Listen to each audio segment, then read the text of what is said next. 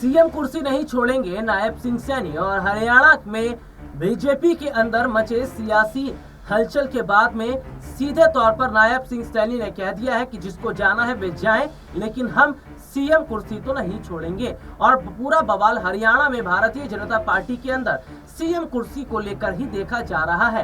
तो क्या नायब सिंह सैनी का ये बयान कि सीएम कुर्सी ना तो छोड़ेंगे और ना ही वो सीएम कुर्सी से इस्तीफा देंगे, तो क्या सीधा सीधा मैसेज उन्होंने अनिल विज को दे दिया है? और क्या अनिल विज अब आखिरी बड़ा फैसला लेने वाले हैं? क्या चल रहा है हरियाणा की सियासत में और कैसे नाराज हैं जी हाँ अनिल विज पार्टी आलाकमान के फैसले से और नायब सिंह सैनी से। नमस्कार, मैं हूं राहुल शर्मा और आप देखना शुरू कर चुके हैं आज की सबसे बड़ी खबर। और आज की इस बड़ी खबर में हम बात कर रहे हैं हरियाणा की सियासत की। हरियाणा की सियासत में एक बड़ा बदलाव देखने को मिल रहा है। खबर सामने आई है कि जहां अनिल विज अभी भी सीएम बनने का इंतजार कर रहे हैं, अनिल विज ये चाहते हैं कि भारतीय जनता पार्टी में उनका राजनीतिक कद बढ़ा दिया जाए, यानी कि उनको मंत्रालय भी दिया जाए, इसके साथ ही उन्हें डिप्टी सीएम भी बना दिया जाए। लेकिन फिलहाल बीजेपी उनकी इन शर्तों को मानती नजर नहीं आ रही है। माना यह भी जा रहा है कि नायब सिंह सैनी ने साफ तौर पर इशारों में ये कह दिया है कि जो जाना चाहता है वे चले जाए, लेकिन हम सीएम कुर्सी नहीं छोड़ेंगे। तब ऐसे में देखा जा रहा है कि क्या अनिल विज अब अपना रास्ता बीजेपी से अलग बनाते नजर आ रहे हैं। कैसी स्थिति है हरियाणा में अभी तक बीजेपी की, और कांग्रेस के पास कितनी सीटें हैं और बीजेपी के पास कितनी सीटें हैं, इसको जरा समझिएगा। 90 में से 89 सीटों पर भारतीय जनता पार्टी ने चुनाव लड़ा था। भाजपा ने राज्य में 48 सीटों के साथ अपना सर्वश्रेष्ठ प्रदर्शन दिया, यानी कि 48 सीटों पर अपना सर्वश्रेष्ठ प्रदर्शन देने वाली भारतीय जनता पार्टी राज्य में 48 सीटें लेकर आई।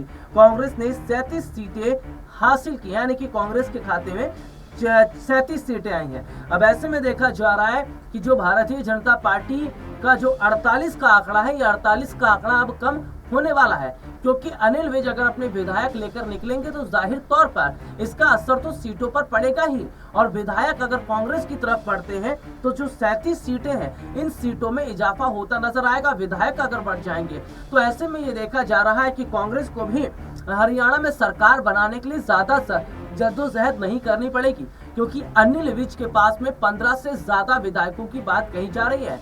दरअसल अनिल विज के विधायकों ने पहले ही ये बात कह दी थी कि अनिल विज को ही सीएम बनाया जाए, लेकिन अनिल विज के जो विधायक हैं उनको भी दरकिनार किया गया। और ऐसे में ये देखा जा रहा है कि अनिल विज अब आखिरी बड़ा फैसला ले सकते हैं, यानी कि जिस तरीके से नायब सिंह सैनी ये साफ तौर पर कह चुके हैं कि वे सीएम पद तो नहीं छोड़ेंगे और अनिल विज को सीएम कुर्सी चाहिए, इसके साथ ही कैबिनेट की बड़ी जगह भी चाहिए। तो अब ऐसे में देखा जा रहा है कि वे कांग्रेस के संपर्क में है और हरियाणा में कांग्रेस की 37 सीटें आई हैं और कांग्रेस जो है वे अनिल विज की शर्तों को मान सकती है, क्योंकि अनिल विज ही वे बड़े मैं अगर कहूं बादशाह हैं जो हरियाणा में कांग्रेस की सरकार को बना सकते हैं। क्योंकि 15 से ज्यादा विधायक अगर वे बीजेपी के तोड़ देते हैं तो जाहिर तौर पर सैनी को इस्तीफा देना ही पड़ जाएगा और ऐसे में हरियाणा में कांग्रेस पार्टी का जो सीट शेयर है वो बढ़ जाएगा। अब ऐसे में देखा जा रहा है कि जहां हरियाणा में अनिल विज विधायकों को लेकर कांग्रेस की तरफ जा सकते हैं, तो वहीं खबर सामने आई कि कांग्रेस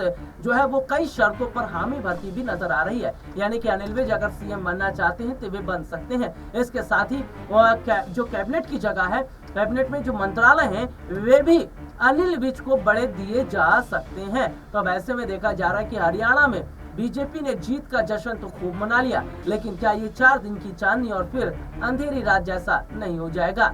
आज के लिए इतना ही, आपसे फिर दोबारा मुलाकात होगी, तब तक के लिए इजाजत दीजिए, नमस्कार।